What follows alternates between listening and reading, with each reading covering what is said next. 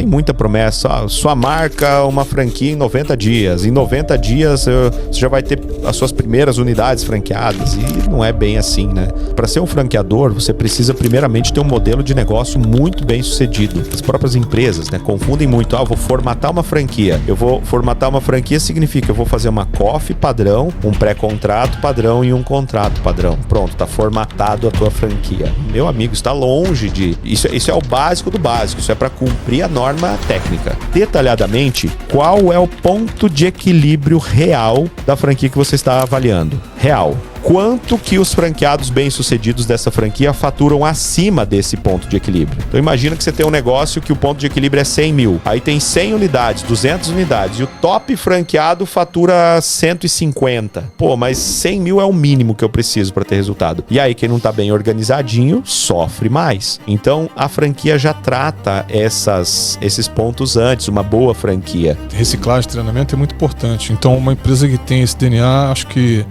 é uma segurança a mais para o franqueado. É um ponto importantíssimo. Qual é a rotina de treinamento, a disposição, a disponibilidade, a qualidade da educação da franqueadora? Analise isso, senhor candidato. Não deixe essa informação passar. Então, as ferramentas novas, elas permitem modelos de negócios cada vez mais diversos. Então, essa questão do home office e do digital, elas são proporcionadas por conta dessa evolução das ferramentas. Por isso que eu acredito que cada vez vai ter mais. Valide muito bem o seu negócio primeiro.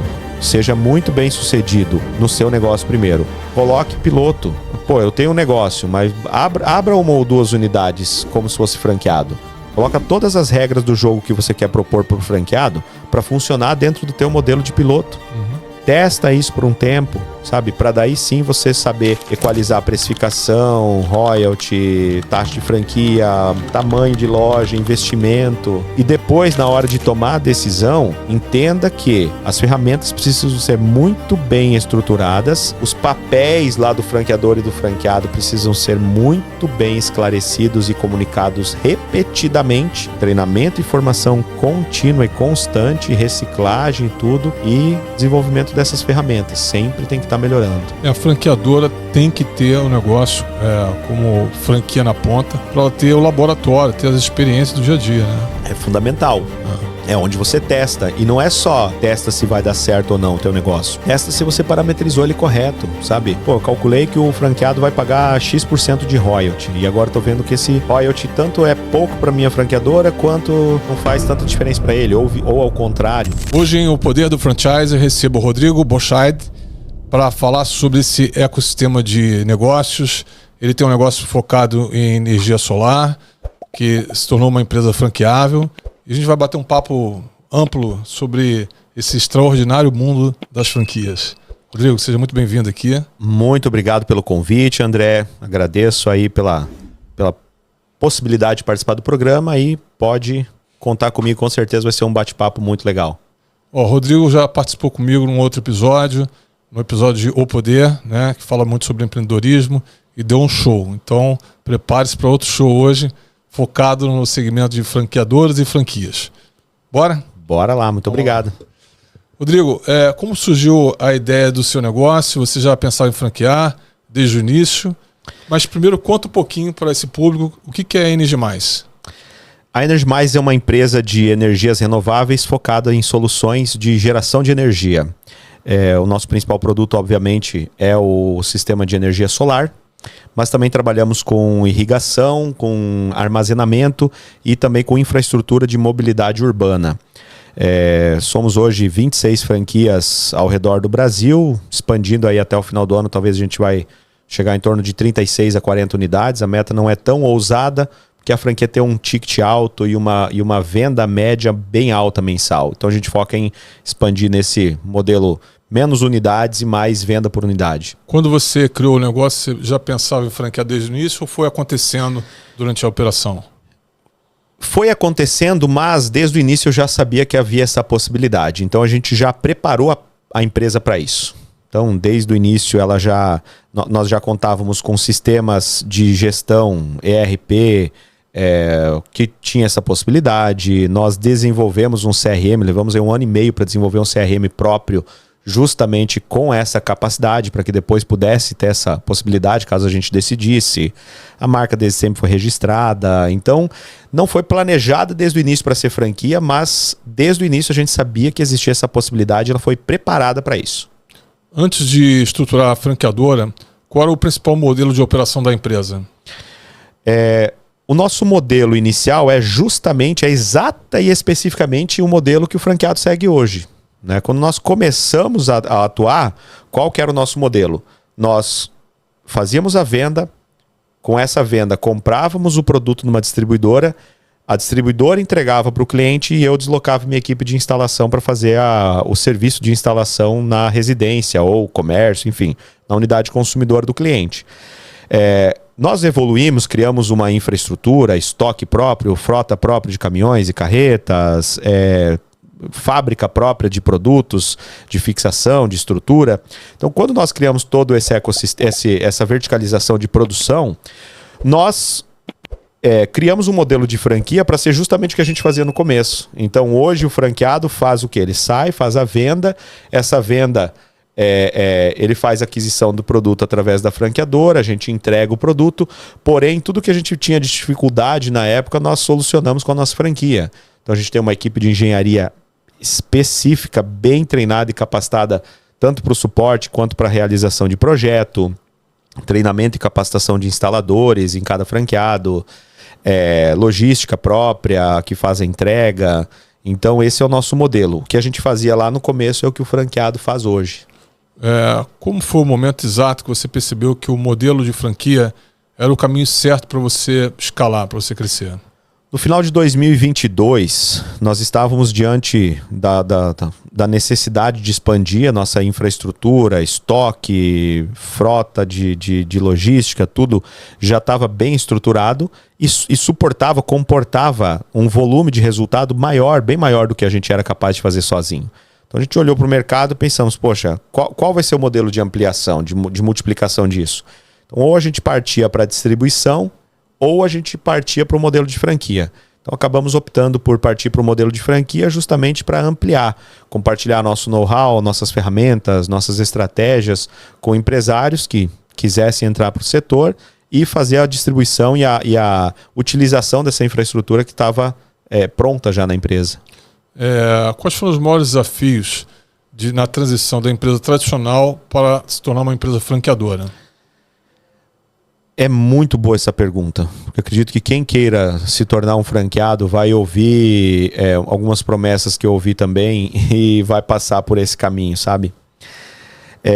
Eu sabia que isso demoraria, não é simples, né? E tem muita promessa, sua marca, uma franquia em 90 dias. Em 90 dias você já vai ter as suas primeiras unidades franqueadas e não é bem assim, né? Então a gente levou 4 meses para fazer a formatação, fazer a COF, contrato, modelo, tudo isso até que foi rapidinho. Mas e o sistema de suporte? E o ERP que o franqueado vai utilizar? E o CRM que ele vai utilizar? Então, vou simplesmente pegar de mercado ou nem sequer tenho. Pô, aí você começa a comprometer o resultado do franqueado. Então a gente levou 1 ano para fazer essa transição de estar preparado para receber o primeiro franqueado. E aí foi lá em dezembro de 2023 que a gente inaugurou a primeira franquia. 1 ano depois de tomar a decisão e de começar o processo de estruturação de COF, estruturação de modelo de negócio, de contratos. Então o desafio foi, poxa, é simples você ter uma ideia. Poxa, eu vou pagar uma comissão assim para o meu vendedor. Legal, como é que você vai medir a produtividade deles? Tem que ter um sistema por trás, tudo. Então, para preparar as ferramentas foi bem trabalhoso. Quais foram os primeiros passos para transformar o seu negócio em uma franquia? Acho que os primeiros passos começaram lá atrás, né? Para ser um franqueador, você precisa primeiramente ter um modelo de negócio muito bem sucedido. Muitíssimo bem sucedido. Porque imagina que a pessoa que vai operar dentro de um modelo que você criou, ela não tem os teus olhos, as tuas mãos. Ela não vai fazer exatamente como você faz e foi você que criou aquilo. Então você precisa saber ensinar a pessoa a utilizar da maneira correta. Então isso é um grande desafio. Quais aspectos jurídicos e burocráticos precisam ser resolvidos antes de lançar uma franqueadora? Primeiramente, Obviamente que COF, contrato, pré-contrato, você precisa seguir o rito correto de uma franquia, né?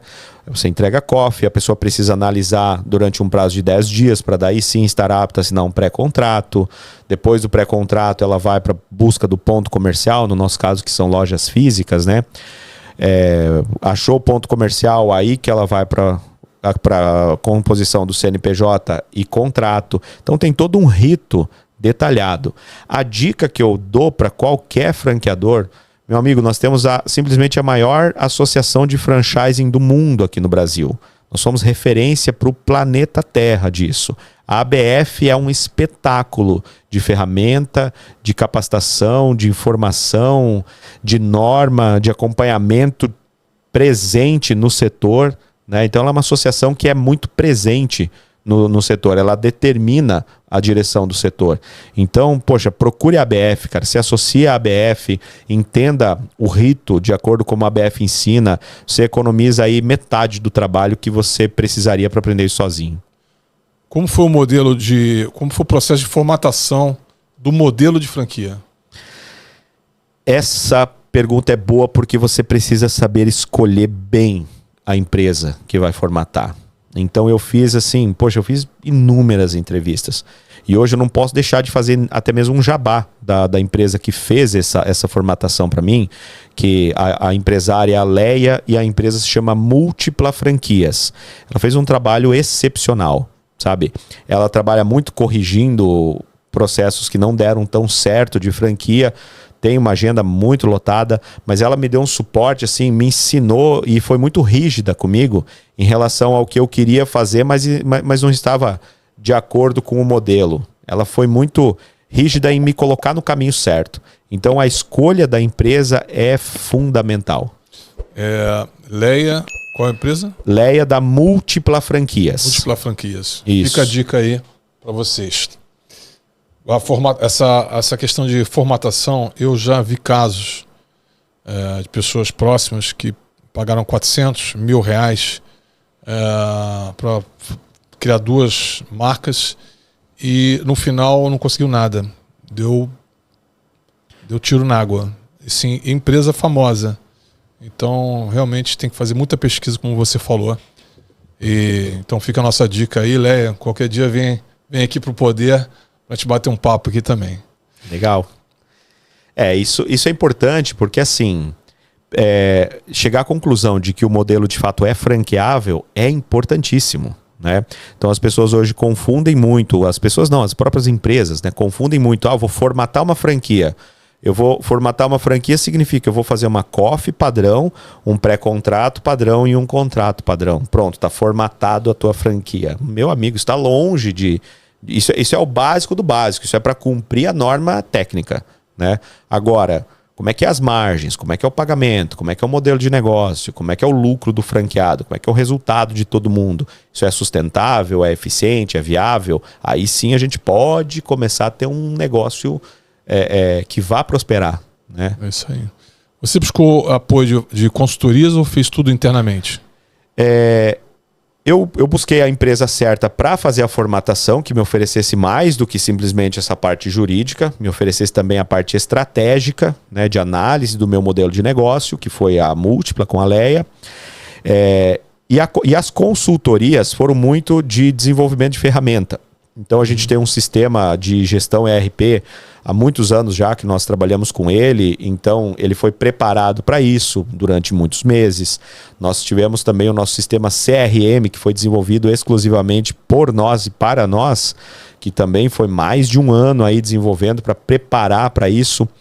Eu tive, de certa forma, consultoria com uma empresa chamada All Prime, de Capanema, no Paraná, para falar sobre gestão pessoal, sobre recrutamento. Fizeram um trabalho assim excepcional, extraordinário dentro da minha empresa para a gente conseguir aprender a transferir esse know-how para as pessoas que vão operar a franquia, né? Também tivemos a consultoria da Omnis, que é aqui de São Paulo, em relação aos processos de logística, de estocagem, até mesmo de layout do nosso estoque. O pessoal influenciou. Poxa, desenha um layout assim que você vai ter mais eficiência na hora de fazer separação de produtos. Então são pequenos detalhes que depois fazem toda a diferença, sabe? Poxa, vai que a tua franquia começa a vender 10 vezes o que ela está acostumada a vender. Vai que tudo dá certo, né? As pessoas às vezes se preparam para pô, se não der certo, tô preparado. Você está preparado para se der muito certo, né? Pô, você vai crescer demais, não vai dar conta de atender a demanda, cara. Ia perder por WO, né? A gente procurou se preparar bem nesse cenário todo. Como definir a taxa inicial de franquia e os royalties para ter um bom equilíbrio entre a franqueadora e o franqueado? Muito boa. Como, né? Eu posso responder como eu defini, né? Como é um negócio, por mais que ele é um negócio quase que de prestação de serviço acima de tudo, mas ele envolve a aquisição de produtos. Então acaba que o meu modelo, ele se trata de o franqueado ser uma unidade de distribuição dos meus produtos, né? Então acaba que eu consigo remunerar ali. E aí acaba que ele também tem um preço eficiente do produto, não pesa a mão no royalty. A gente tem um royalty fixo lá, que é o desconto do ERP, do CRM, tudo só utilização, que se ele contratasse um CRM próprio, ele já ia pagar mais caro. A taxa de franquia também não é cara, no nosso caso, porque eu não tenho necessidade nenhuma de ter caixa proveniente da taxa de franquia. Eu sei que tem franqueadora que precisa viver de taxa de franquia e royalty. Isso é normal, é assim que funciona. Estou transferindo know-how, eu tenho um retorno disso. No meu caso, como eu tenho a distribuição dos produtos também no negócio, eu não pesei nada a mão na taxa de franquia e nos royalties mensais, porque eu tenho o volume de produtos distribuindo. Então eu acredito que é importante definir baseado nisso, sabe? Quanto mais alta a taxa de franquia, mais você está freando entrada, adesão de novos franqueados e também a multiplicação dos franqueados que já estão. E quanto mais alto o royalty também. Então tem que ficar equilibrado ali para você permitir que ele tenha resultado e para que aqueles franqueados que se despontarem ali, que têm interesse em ser multifranqueados, tenham a possibilidade de multiplicar dentro do teu modelo. Legal. A gente vai para o terceiro bloco agora. No terceiro bloco, a gente vai falar sobre o mercado de franquias no Brasil. Como você enxerga o mercado de franquias no Brasil hoje e ainda há espaço para crescimento? Espaço para crescimento com certeza absoluta. E como que eu enxergo o Brasil? É o maior do mundo, né? Hoje, assim, o Brasil é referência mundial em franquias. Nós temos a maior associação de franquias do mundo. Nós ensinamos o mundo todo como que funciona esse setor, né? O mercado de franquias ele tem muitas características bem interessantes. A taxa de sucesso de um negócio de franquias ela é 5, 6 vezes mais alta do que a taxa de sucesso de um negócio que não esteja nesse modelo, né? Quando você olha crescimento de faturamento do modelo de franquia especificamente, ele cresce 12, 15, 20% todos os anos, enquanto o mercado cresce 1,5%, 2% o PIB, né? O comércio, o varejo cresce 3%, 4%, tem anos que retrai. Então você pega o varejo, cresceu 2%. Quanto que as franquias cresceram no setor de varejo? 15%. Então, com certeza é um modelo de negócio muito mais eficiente do que a média nacional de negócios do mesmo perfil. Isso aí. E para você que está querendo empreender, né? Tem muita gente que hoje é CLT ou tem seu trabalho aí e quer começar a ter o seu negócio próprio, né? E a gente sabe que no Brasil a mortalidade de empresas é muito grande no primeiro ano. Mas quando a gente fala de franquia, né, puxando um pouco do que você acabou de comentar, os números já mudam. Porque a franquia, essa pessoa que está vindo empreender já pega todo um pacote know-how da franqueadora.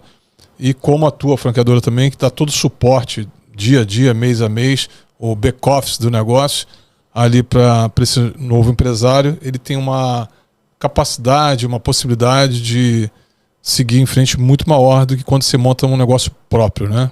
Exatamente. Eu costumo dizer o seguinte, André, imagina que, até no outro podcast a gente comentou sobre alguma coisa sobre isso, mas imagina que você é um dentista bom. sabe? Ou um cabeleireiro, ou um... Sabe? Vamos colocar o dentista aqui, que é uma profissão. Poxa, significa que eu vou ser um bom empresário no setor de consultório de odontologia? Depende. Para isso você precisa ser um bom dentista, um bom gestor, saber tratar pessoas, saber lidar com pessoas. Talvez você precise ser um bom economista para fazer uma boa precificação do teu produto. Você precisa ser um bom contador para saber calcular o imposto pertinente. Você precisa ser bom em sistema de gestão, em sistema de operação. Então você precisa ser bom em tudo.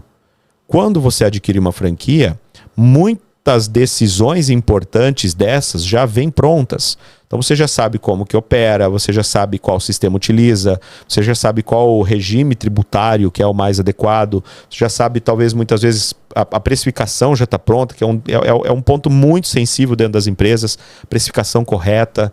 Então muito disso já vem pronto, por isso que a mortalidade é mínima, por isso que o sucesso é muito maior.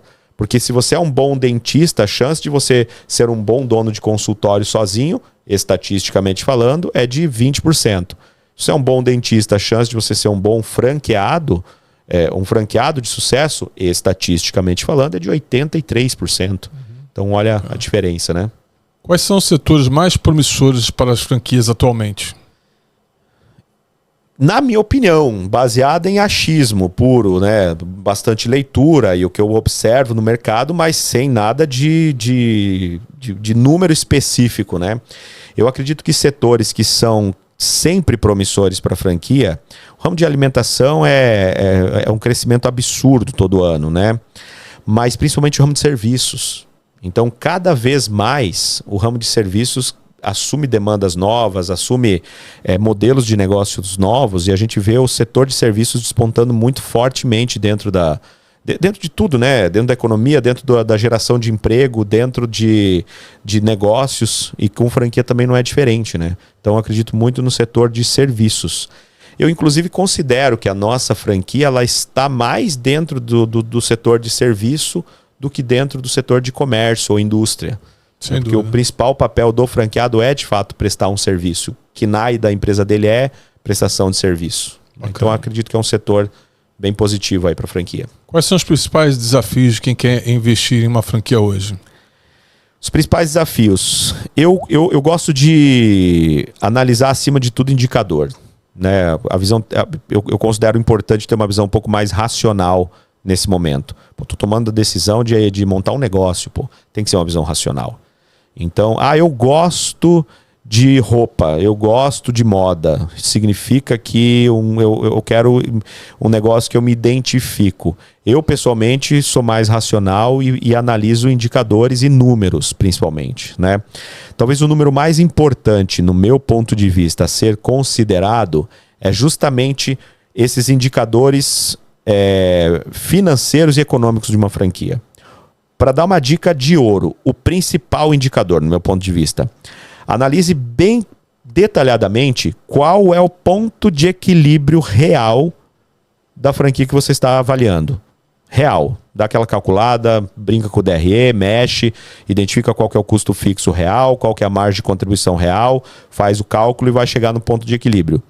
E aí você entende quanto que os franqueados bem-sucedidos dessa franquia faturam acima desse ponto de equilíbrio. Então imagina que você tem um negócio que o ponto de equilíbrio é 100 mil. Aí tem 100 unidades, 200 unidades. E o top franqueado fatura 150. Mas 100 mil é o mínimo que eu preciso para ter resultado. Os top franqueados faturam 50% a mais do que isso. Então eu gosto quando esse espaço é muito maior. Eu sempre analisei as minhas franquias assim. A Energy, inclusive, um ponto de equilíbrio de 130 mil, em determinados meses você tem o potencial de faturar 2, 3 milhões. Então você paga custo fixo de mais de um ano da empresa com um mês de venda. Não todo mês, né? Sim, pode ser que você seja recorrente nisso.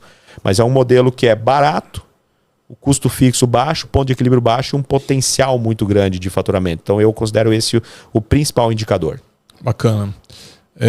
Você acredita que o modelo de franquias pode ser mais resiliente em tempos de crise econômica? Sem sombra de dúvidas que ele é mais resiliente, isso aí os indicadores, os números mostram, né? Mas e por que ele é mais resiliente? Possivelmente por conta desses fatores, né?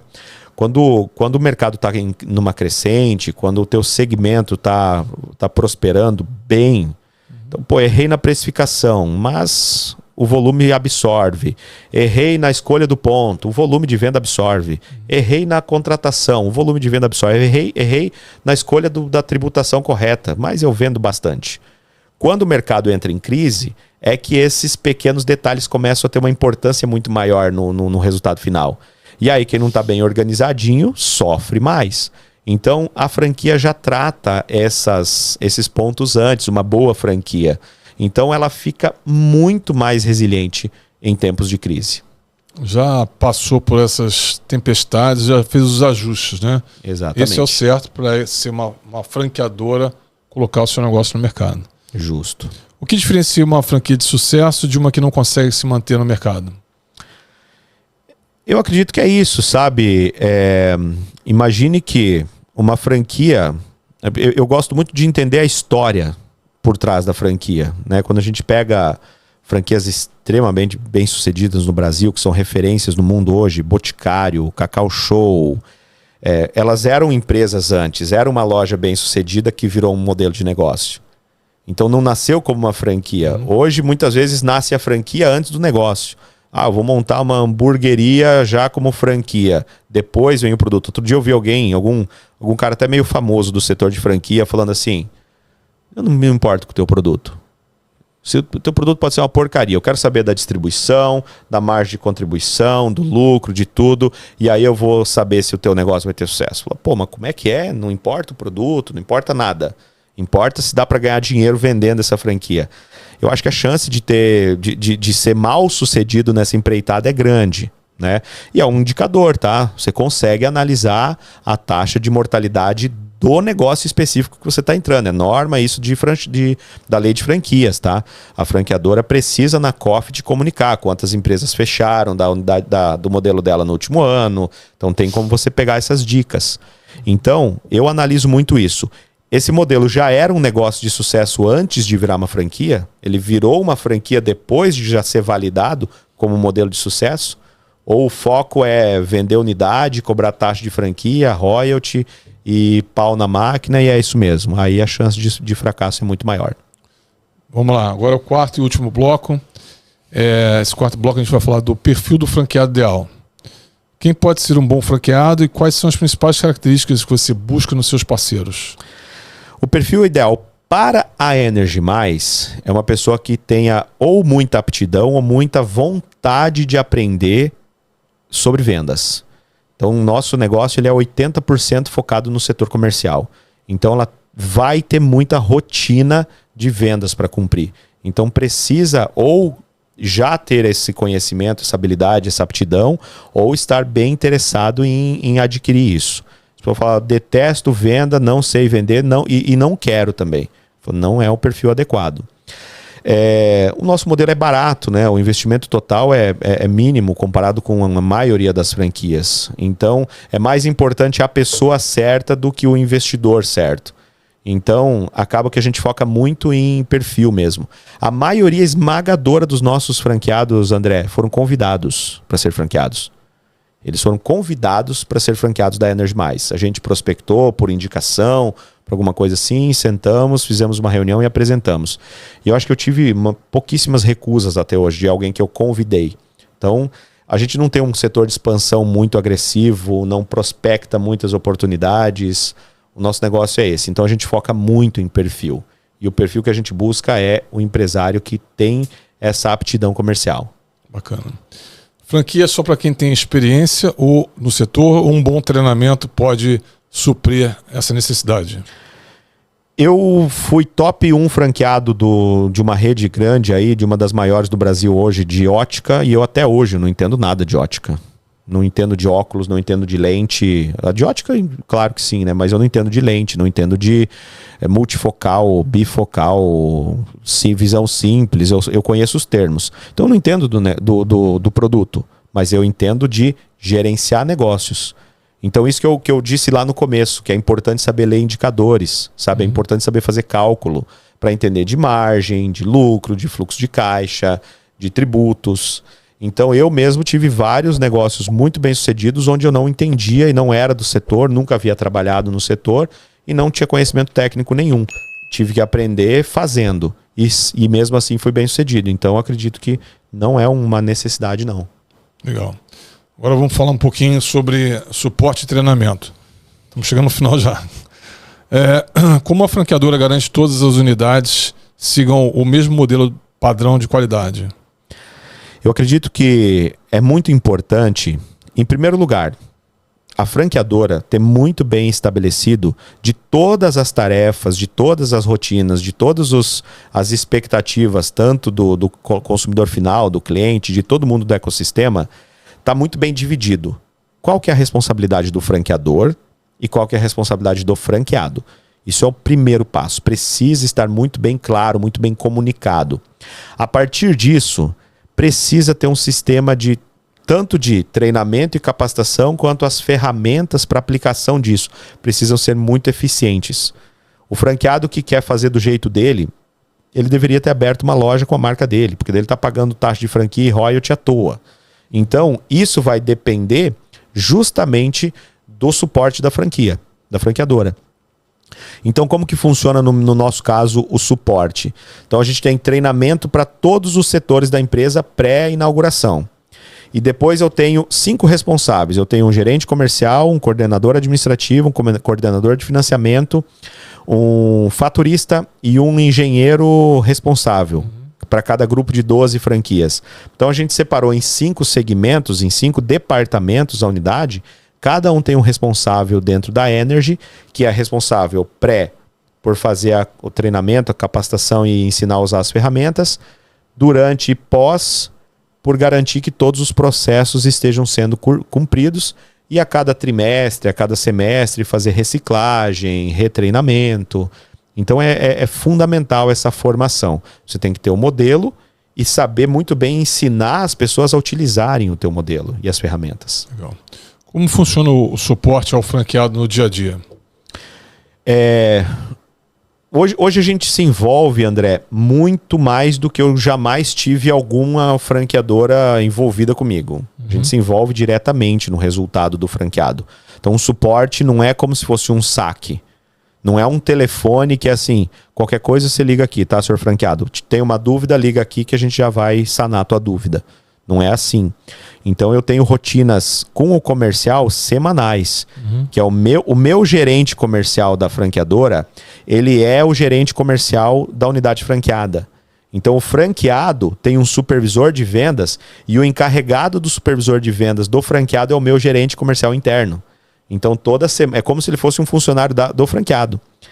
Toda semana o supervisor precisa prestar conta para o meu gerente interno do que ele prospectou na semana, o que tem de venda para fechar, e assim com os outros departamentos também. Alguns têm rotina semanal, outros têm rotina quinzenal, e o maior prazo de rotina é mensal, que é o pessoal do administrativo, que aí é fechamento de DRE, emissão de nota fiscal de serviço, fechamento de caixa do mês. Então a gente se envolve muito com a gestão dia a dia do franqueado. Vocês participam então também da DRE do franqueado? Isso a gente não tem esse direito, né? No sábado eu tive reunião de franqueados agora e eu justamente conversei bastante com eles sobre isso. A gente abre essa opção, né? Falei, poxa, eu não posso entrar no teu DRE e ver o teu resultado ou como que tá a tua gestão e palpitar se está certo ou errado. Mas para os franqueados que desejarem, mensalmente a gente pode fazer uma análise completa da DRE para sugestionar alguma melhoria, alguma mudança ou identificar o que você está fazendo certinho, e todos aderem a isso. Todos querem essa participação. Na experiência que eu tenho com franquias, DRE é um desafio para o franqueado. Tem muito franqueado que tem preguiça de fazer DRE, não conhece bem, enfim, tem todos os tipos de problema. Então, quando você tem do lado da franqueadora essa disposição de colaborar nesse ponto, é fundamental. Porque a DRE, ela dá um norte, tanto para a franqueadora quanto para o franqueado, bem feita, de como ele está indo. Né? Justamente. Então, acho bacana que vocês se disponibilizem para isso. Exatamente. E assim, até mesmo para a gente entender se o que nós propusemos lá no início está adequado. poxa, o resultado que o franqueado está tendo está de acordo, ou ele está conseguindo fazer a venda no volume que nós propusemos, mas o resultado financeiro dele está aquém. Pô, temos que ajustar os indicadores. Então isso aí é uma forma também de nós botarmos à prova o nosso modelo a todo momento. A DRE ela dá muita clareza para o franqueado e para a franqueadora quais são os próximos ajustes que tem que fazer. Eu acho sensacional. Mas a gente sabe que o mercado, os franqueados em si, padrão, tem muita preguiça o nosso modelo ele permite isso, André, porque nós focamos em alto desempenho por unidade. Então não é um monte de unidade para atingir o alto desempenho. Nós até limitamos um pouco o estado do Mato Grosso, por exemplo. Agora a gente fechou o mapa, são acho que 10 unidades de franquia lá. Nós não vamos mais abrir franquia no Mato Grosso. Não por uma questão de blindagem nem nada disso, mas porque a gente acha que o Mato Grosso está muito bem atendido. Então qual que é o nosso foco agora? Multiplicar o resultado individual do franqueado. Então isso permite ter menos franqueados, permite que a gente dê mais atenção. E o fato de a gente dar essa atenção gera um baita de um resultado individual de cada franqueado. Então acaba que a gente consegue atingir as nossas metas de faturamento com menos franqueados, faturando mais, porque tem um suporte muito pontual e diário em cima. Vou fazer uma pergunta aqui também que é bem importante nesse universo. Qual a importância do treinamento inicial? A gente sabe, mas qual a importância da reciclagem do treinamento, uma reciclagem contínua dos franqueados? Porque tem muito turnover, né, de pessoas, etc. Sim. Eu vou dar um exemplo prático disso, né? Eu acredito que no nosso segmento, que é praticamente prestação de serviço, a qualidade de uma instalação de um equipamento fotovoltaico, ela talvez tenha mais importância no resultado final do produto do que a marca. E olha que é importantíssimo você escolher produtos de qualidade. Tá? Então, um bom sistema fotovoltaico, ele tem metade da importância é você escolher os produtos certos. A outra metade é você escolher um prestador de serviço correto. Então, como que a gente consegue fazer para ter um padrão de instalação? Né? Eu preciso de um projeto, eu preciso de um checklist, eu preciso de um norte, preciso de um projeto mesmo, sabe? De execução de obra, detalhado, minimamente, cada detalhe, para quem está executando saber fazer daquele jeitinho. Só que, por outro lado, eu preciso que quem está no outro lado executando saiba, inclusive, ler o projeto. Porque o projeto vai todo com termo técnico, com desenhos técnicos de um engenheiro, que muitas vezes um instalador eletricista não sabe esses termos, não conhece. Então, acho que é talvez a ilustração mais simplificada da importância. Primeiro, a sua franquia precisa ter esse projeto, seja do setor que for, precisa que a execução seja projetada, seja planejada e precisa ter a ferramenta disso. Por outro lado, quem está executando precisa saber operar a ferramenta, precisa saber ler o projeto. Então é fundamental você ter a reciclagem, tanto para novos, que sempre tem rotação, mas inclusive para quem fica. Pô, a gente vai lançar um produto novo agora de armazenamento e bateria, bota toda a equipe de técnica aqui para treinar nesse produto novo. E esse ponto do treinamento e retreinamento, eu acho que é uma das questões que o franqueado que está pensando qual a franquia que ele vai escolher, ele tem que olhar muito. Porque a jornada é longa, né? Ter reciclagem, treinamento é muito importante. Então, uma empresa que tem esse DNA, acho que é uma segurança a mais para o franqueado. Sem sombra de dúvidas, é um ponto importantíssimo. Qual é a rotina de treinamento, a disposição, a disponibilidade, a qualidade da educação da franqueadora? Analise isso, senhor candidato. Não deixe essa informação passar. Isso aí. Como a tecnologia pode ajudar no suporte e na gestão das franquias? Eu acredito que a tecnologia faz justamente isso. A gente está falando aqui, ela complementa o treinamento, né? O treinamento tem a ver com o que o indivíduo vai realizar, com como ele vai executar aquilo que precisa ser feito. E tudo o resto é ferramenta. Então, a tecnologia facilita muito a disseminação das informações, a comunicação, a utilização e a aplicação de ferramentas. Então, acho que é uma dobradinha muito eficiente. Você ter o treinamento para capacitar as pessoas e você ter tudo mais calçado, bem apoiado em tecnologia para a gente ter sempre as melhores ferramentas, a comunicação mais assertiva, mais ágil, mais rápida. Legal. Agora a gente vai falar no bloco 6 aqui sobre expansão e crescimento da rede. Quantas unidades você tem hoje e qual a projeção para os próximos anos, para os próximos 5 anos? Quantas unidades hoje? Hoje nós estamos com 26 unidades, projeção para finalizar esse ano entre 36 a 40 unidades. Acredito que a gente vai abrir mais umas 14 vagas, 12 a 14 vagas de franqueados esse ano. E ano após ano a gente vai crescendo nesse formato. Então a gente abre vagas de franquia todos os anos. Então não é um modelo meio convencional que a gente deixa... uma publicação, alguma coisa assim, a pessoa vai lá, fala, eu quero ser um franqueado, vai para uma entrevista. Não, a gente abre vagas de novos franqueados. Então agora a gente vai abrir provavelmente em abril, abril ou maio, mais 12 a 14 vagas e vamos fechar o ano aí entre 36 a 40 unidades implantadas, funcionando, né? Para ano que vem, acredito que a gente vai trabalhar muito focado em expandir esses produtos novos.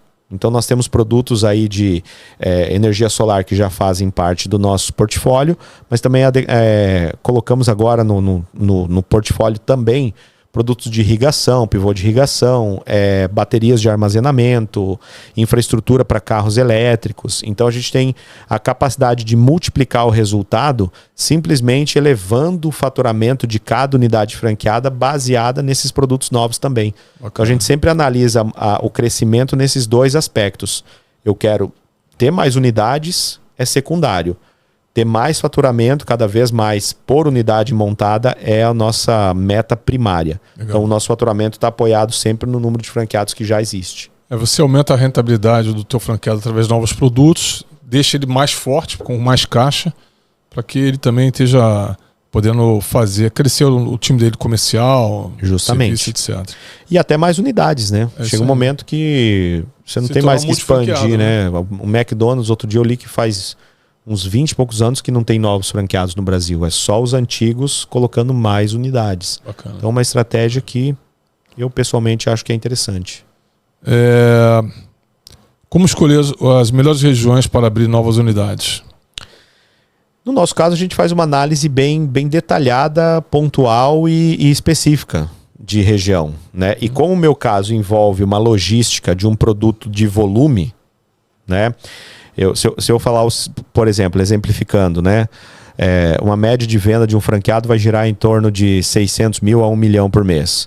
1 milhão vai dar 2 cargas de carreta, aproximadamente. Ou seja, o desafio logístico e o custo logístico é muito grande. Então, significa muito dentro da nossa operação. Então, não compensa eu abrir um franqueado na Bahia, outro no Amazonas, outro no Rio Grande do Sul, outro em São Paulo. A gente vai fazendo a expansão por setores, por regiões. Então, esse é um ponto crucial para o nosso modelo. Então, a gente estuda regiões que nós queremos atingir e aí a gente vai lá e monta 10, 12, 14 unidades nessa região para fazer rota de logística, sentido, gestão, tudo isso. Então essa é a nossa estratégia de expansão. Legal. Quais desafios de expandir nacional e internacionalmente? Desafio de expandir nacionalmente é justamente isso, né? A gente precisa mapear as regiões, no meu caso precisa estabelecer uma logística primorosa para dar conta de tudo isso, precisa ter as ferramentas adequadas e também o suporte e treinamento das equipes para que quando chega num destino longe, a qualidade seja mantida, tanto do produto quanto do serviço. Esse é o desafio nacional.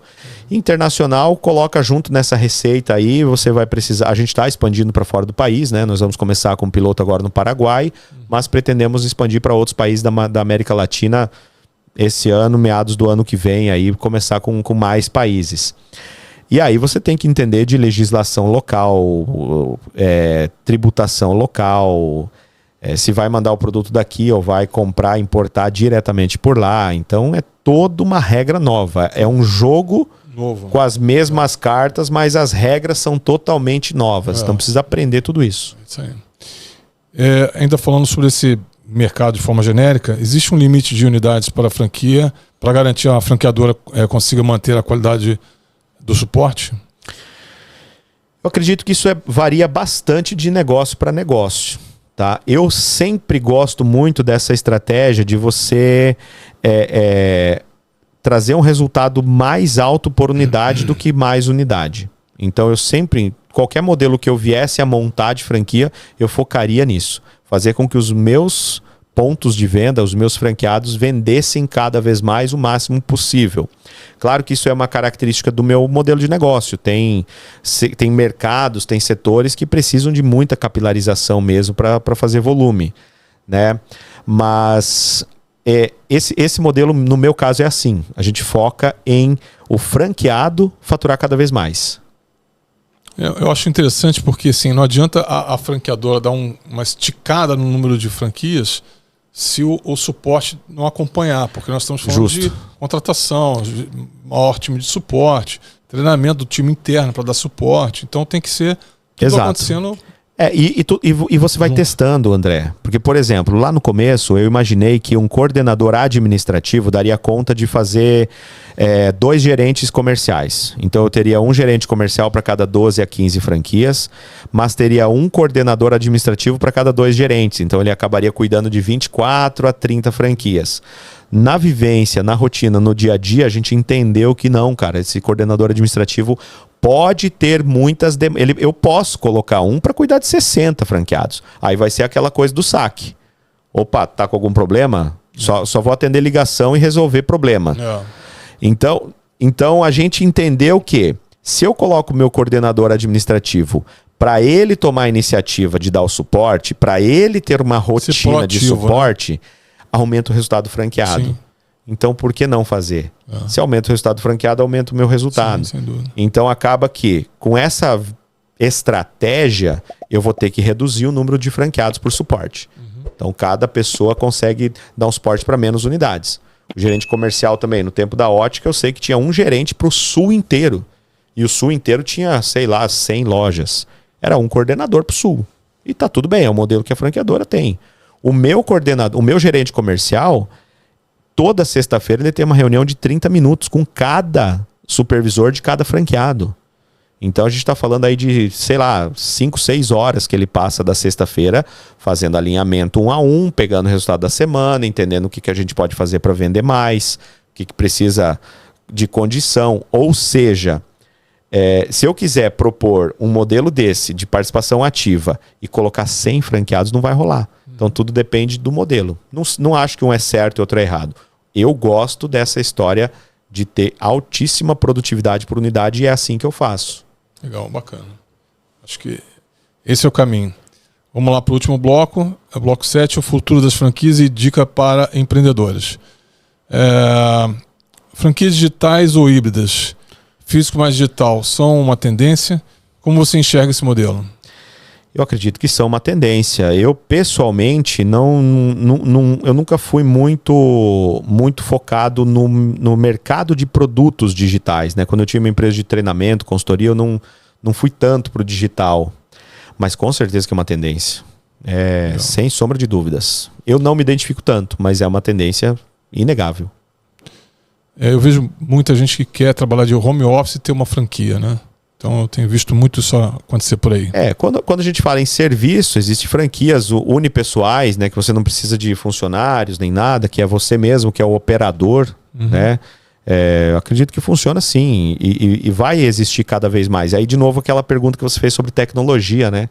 Então, as ferramentas novas, elas permitem modelos de negócios cada vez mais diversos. Então, essa questão do home office e do digital, elas são proporcionadas por conta dessa evolução das ferramentas. Por isso que eu acredito que cada vez vai ter mais. Entendi.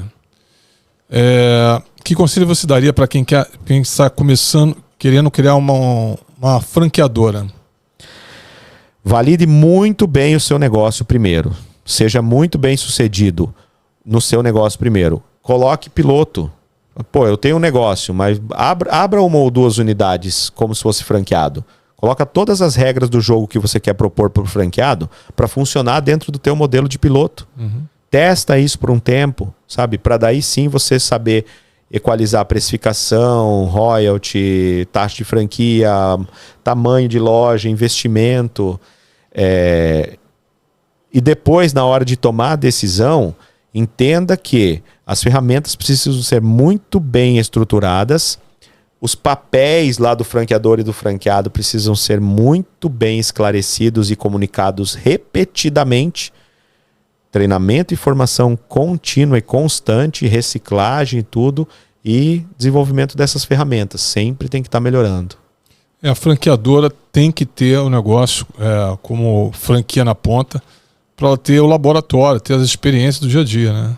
É fundamental. É onde você testa. E não é só testa se vai dar certo ou não o teu negócio. Testa se você parametrizou ele correto, sabe? Pô, eu calculei que o franqueado vai pagar X% de royalty. E agora estou vendo que esse royalty tanto é pouco para minha franqueadora, quanto não faz tanta diferença para ele. Ou ao contrário. Então vai parametrizando isso.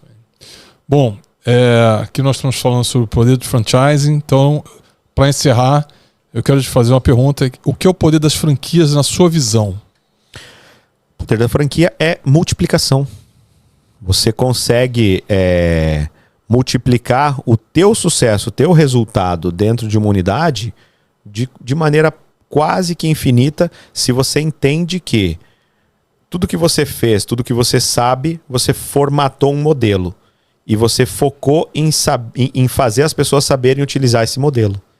Então, se você foi bem sucedido no teu modelo de negócio, formatou isso, criou o modelo e outras pessoas acreditaram e investiram, e você conseguiu dar o suporte para elas saberem utilizar esse modelo da melhor maneira possível, você vai multiplicar de maneira indeterminada. Você pode ter 100, 200 unidades trabalhando também. Então, qual é o poder das franquias? O poder do franchising? É multiplicação. Isso aí. Bom, hoje eu recebi aqui Rodrigo Boschheid, que mais uma vez aqui falamos bastante sobre o mercado de franquias, falamos sobre franqueadora e tudo que envolve esse extraordinário universo do empreendedorismo através das franquias. Obrigado, Rodrigo. Eu que agradeço pelo convite e me coloco à disposição aí quando precisar. Foi uma satisfação estar com você aqui hoje, André. Bacana. Então, até o próximo episódio. A gente se vê aí para falar muito mais sobre franquias. Grande abraço. Tchau, tchau. Valeu, pessoal. Um abraço.